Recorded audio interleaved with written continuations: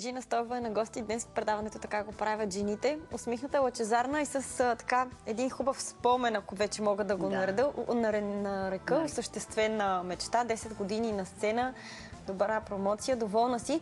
Говорихме за песните към новия ти албум, но до сега изреждаш повече балади. Няма ли някоя, която не е толкова... Аз започнах с тези песни, които са по-малко на брой дуетите, след това баладите, а след това естествено идва ред на бързите песни. Включени са така едни от най-хитовите песни мои през годините, като едни от най-старите песни са "Милвай ме" и "Бейби", които не знам дали си спомняш, но те бяха още първите години, популярни. Но иначе като най-големи хитове в моята кариера определям песента "До кога" и "100 жени". Така че това като че ли отбелязва някакъв нов етап в кариерата ми. И естествено, за разлика от всички The Best албуми, тук са включени и няколко нови песни. Обикновено в The Best албум включваш само песни вече, които са излизали в албум. А тук идеята беше да комбинираме и да пуснем... Самото не е The Best, а най-доброто, така че ти предполагаш, че и това, което си включил допълнително, ще е най-доброто. Да, и все пак, понеже един The Best албум, песните вече са чути, вече са видени в видеореализация, повечето от тях. И затова решихме, че не е зле да пуснем и малко по-така нови песни. Има едно чисто ново парче в "Живота те обича", така се казва, което скоро ще има видеоклип. Така последните песни, които сме правили, също, които не са излизали в албум, са излизали в компилации. Просто решихме, че ще е по-добре, ако има и нови песни, които не са излизали в албум, защото в днешно време да правиш чисто нов албум с чисто нови песни, винаги става така, че от тях, да речем, се забелязват 3, 4, 5, всички останали отиват в кофата за буклук, защото... Чак толкова надей. Да. И за жалост, толкова хубави песни във времето са останали нечути, невидяни, точно поради тази причина, че... И като говорим за нови песни, новата ти песен "Добре дошъл в клуба", нещо да ни разкажеш по-специално за нея? Да, ще разкажа, че авторите на тази песен са Дидо Калпаков и Дани Гергов. Две млади момчета, които са много амбициозни, много трудолюбиви, много идейни. И моят колега Ангел, между другото, ме свърза с тях. Той работи с тях. Много ми харесва, че направихме нови неща, нови песни с тези момчета. И ми харесва това, че ме усетиха и направиха това, което си представям аз.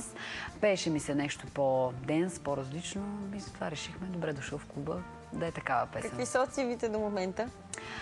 Харесвате хората. Казват, че е много свеж, много летен, много танцувален. Там отново балетно екс танцуват. Танцуваме на покрива даже на нашата сграда, на моя блок.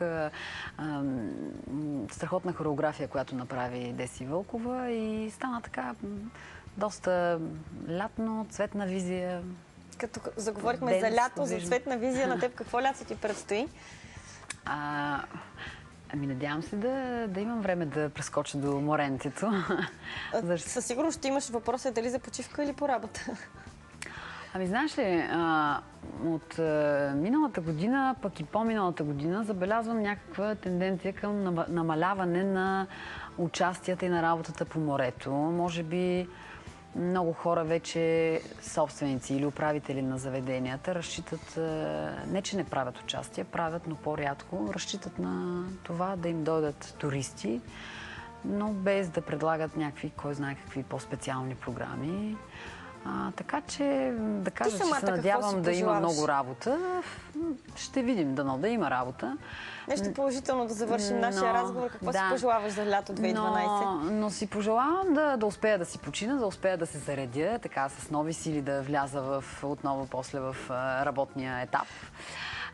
И много приятни емоции пожелавам и на всички ваши зрители. И какво друго си пожелавам? Пожелавам си да си измисля нова мечта, хубава, която да преследвам, към която да се стремя. Благодаря ти за тези пожелания. На теб също ти пожелаваме едно незабравимо лято и за довиждане те изпращаме с твоята песен "Добре дошъл в клуба". Добре.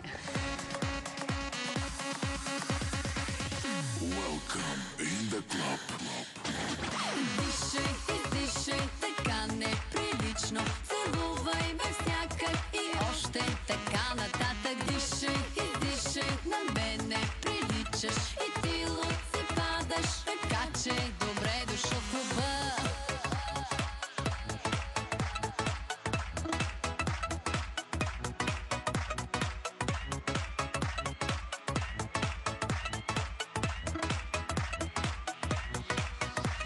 Опасен скок с парашут е с мен. Любовта, но като мен.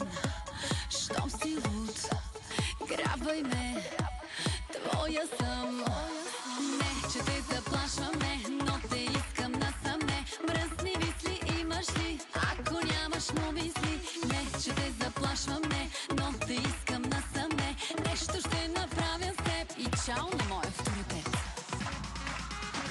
Издишай, издишай, така неприлично. Целувай ме всякак и още така нататък. Дишай, издишай, на мен не приличаш. И ти луд си падаш, така че добре дошъл в клуба.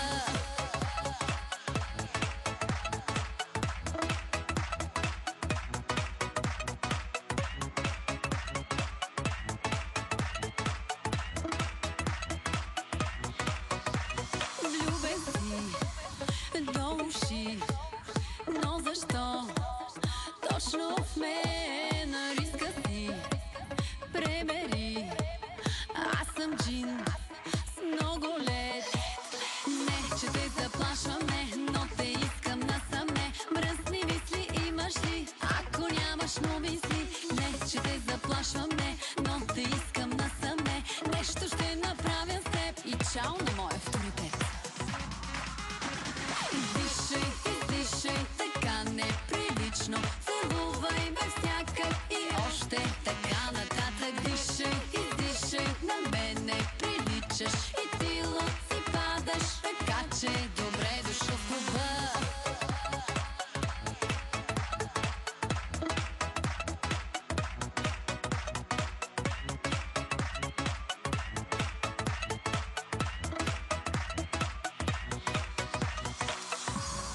Цвята на вишна устните ми са.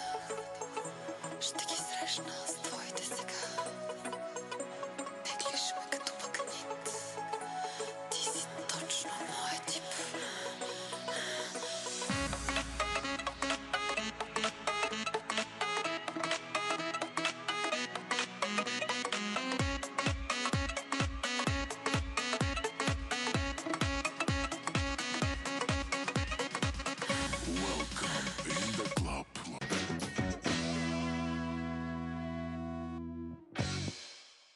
Продължаваме в Така го правят жените с още интересни срещи.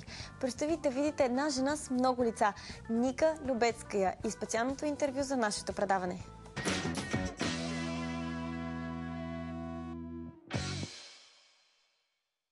Здравей, Ника! Благодарим, че ни прие тук в едно от твоите студия. Здравей! Здравейте и на зрителите на едно от любимите ми предавания "Така го правят жените". За втори път гостувам. За мен огромна чест и удоволствие. Отново ще припомним този път в малко по-разширен вариант. Как го прави Ника? Това ли истинското ти име всъщност? Абсолютно, да. А има ли някакво значение? Какво означава? Доколкото знам, това е победа. И аз така предполагам, да. И ми носи победи.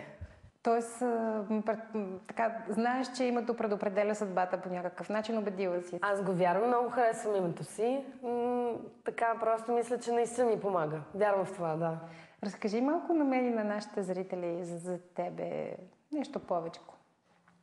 Можеш ли да ми помогнеш откъде точно да започна? Примерно, къде си родена, нещо за твоето семейство, как си израснала? Така, родена съм в Крим, в град Симферополь. Това е столица на Крим, на едно много хубаво живописно място, което се намира,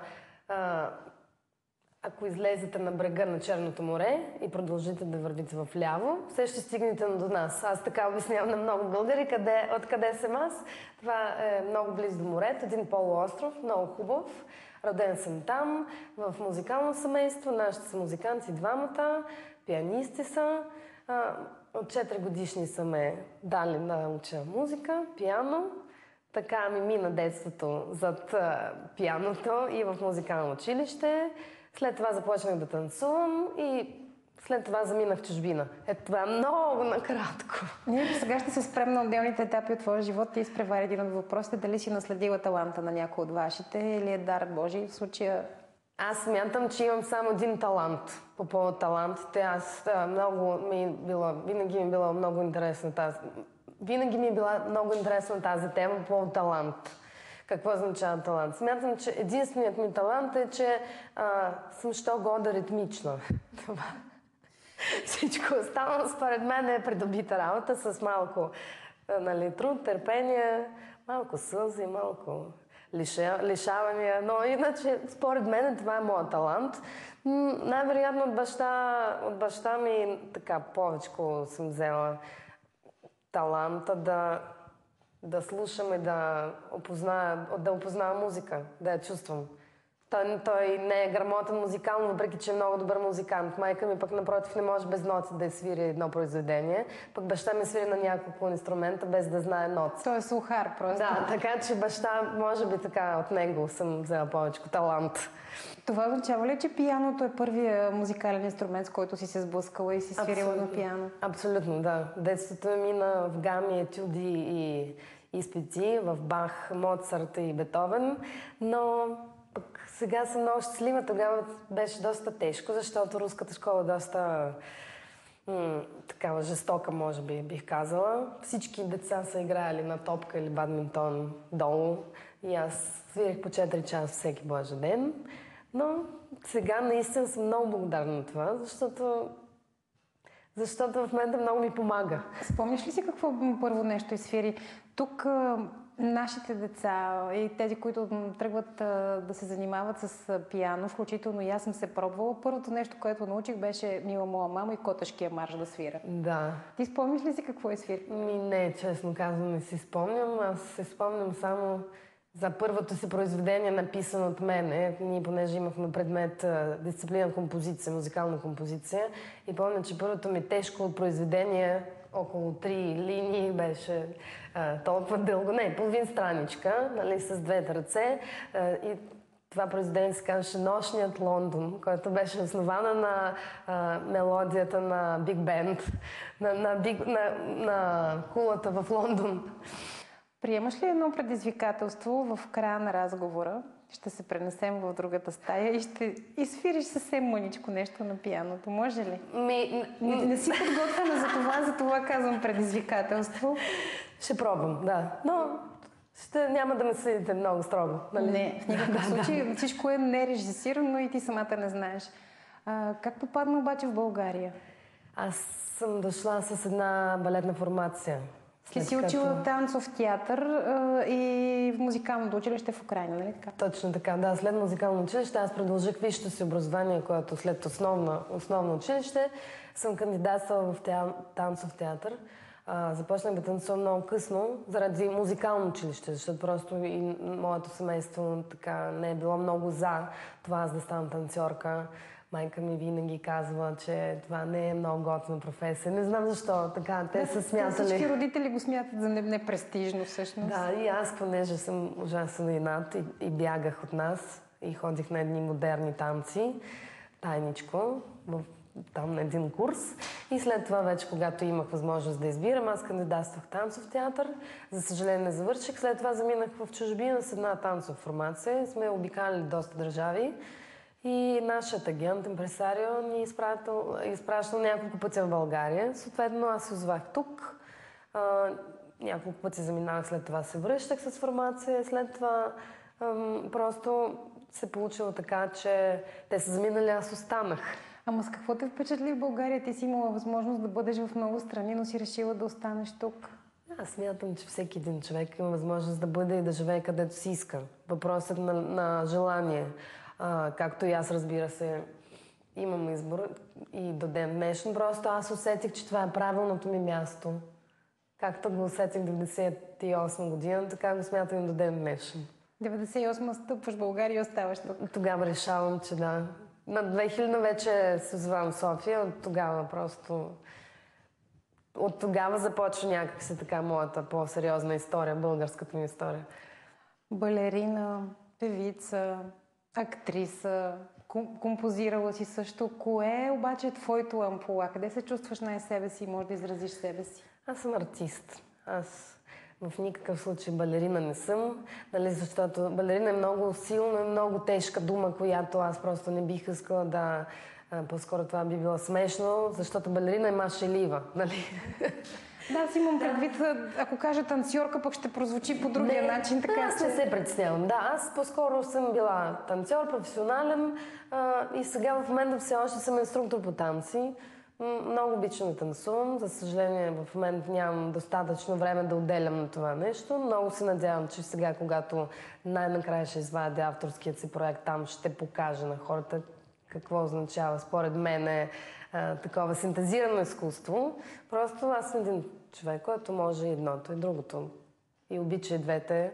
Но ако трябва да се охарактеризирам, артист.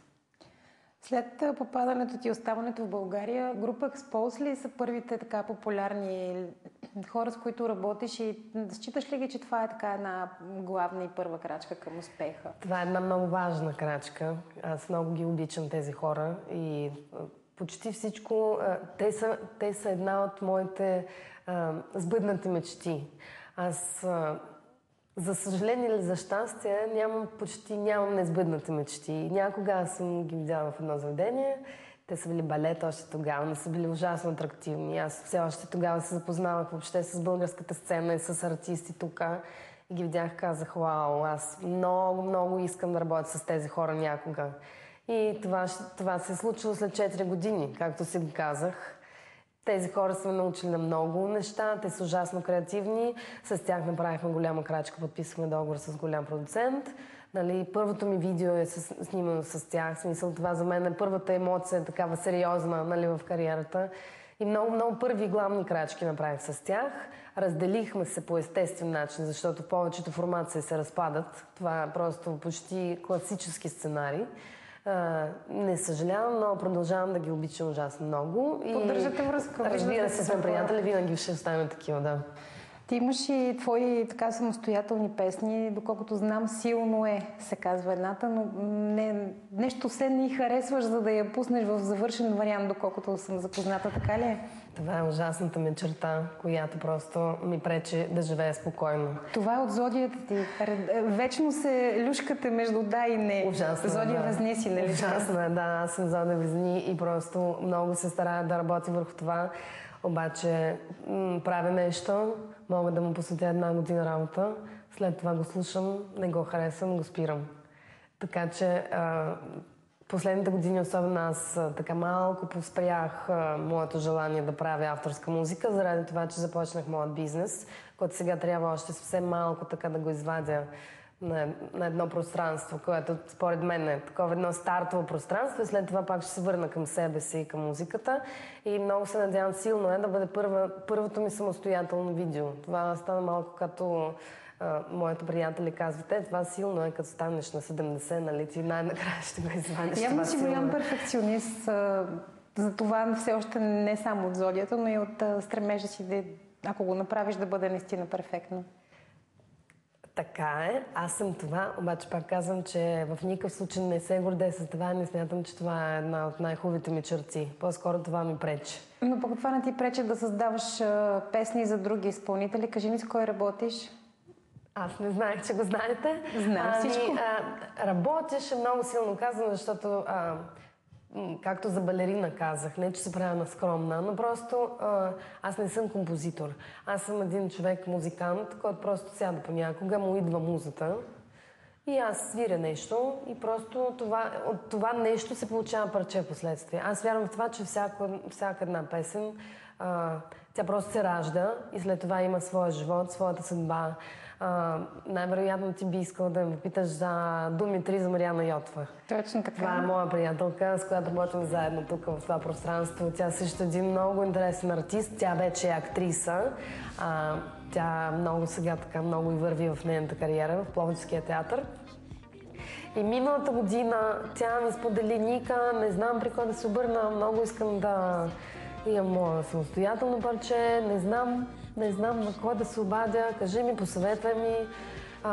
И аз казах, добре, ще помисля. След няколко дена се обадих. Казах, спешно ела в нас, нещо много спешно трябва да ти кажа. Тя се притесни малко, дойде и аз казах, аз имам подарък за тебе.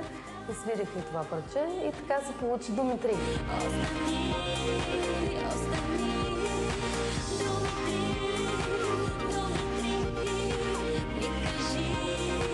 Искаш ти